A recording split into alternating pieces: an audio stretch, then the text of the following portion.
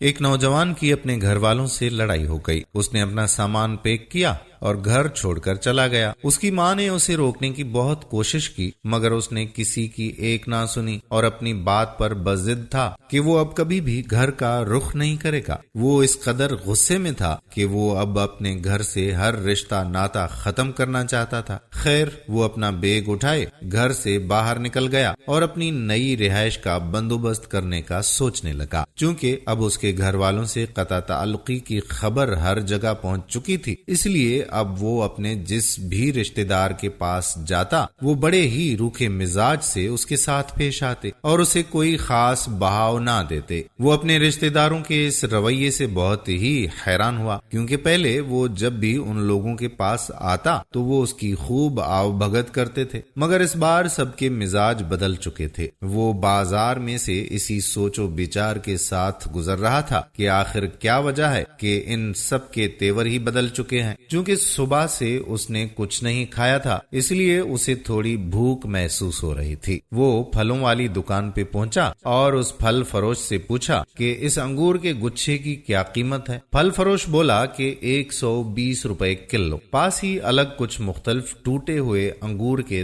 دانے بھی پڑے ہوئے تھے۔ نوجوان کی نظر ان دانوں پر پڑی تو بولا کہ ان کی کیا قیمت ہے۔ پھل فروش نے جواب دیا کہ ان کی قیمت 45 روپے کلو ہے۔ نوجوان حیران ہوتے ہوئے بولا کہ اتنا کم دام کیوں؟ حالانکہ یہ بھی تو بہت ہی عمدہ انگور ہیں۔ پھل فروش مسکراتے ہوئے بولا کہ ہاں، یہ بھی بہت عمدہ ہیں، مگر اب چونکہ یہ گچھے سے ٹوٹ چکے ہیں، اس لیے ان کی اب وہ پہلے والی قیمت نہیں رہی۔ یہ سنتے ہی نوجوان کے تو ہوش اڑ گئے، کیونکہ اسے اب ان سب سوالوں کے جواب مل چکے تھے جو صبح سے اس کے ذہن میں گردش کر رہے تھے۔ اب اسے یہ بات سمجھ آ چکی تھی کہ اپنے خاندان سے الگ ہونے کے بعد ہماری قیمت بھی ان انگور کے ٹوٹے ہوئے دانوں کی طرح آدھی سے بھی کم رہ جاتی ہے۔ جب تک وہ اپنے خاندان سے جڑا ہوا تھا تب ہی لوگ اس کی بہت عزت کرتے تھے، مگر جیسے ہی وہ اپنے خاندان سے الگ ہوا تو کوئی بھی اسے بہاؤ نہیں دے رہا تھا۔ دوستو، یہ حقیقت ہے کہ اتحاد اور اتفاق میں طاقت ہے۔ اتحاد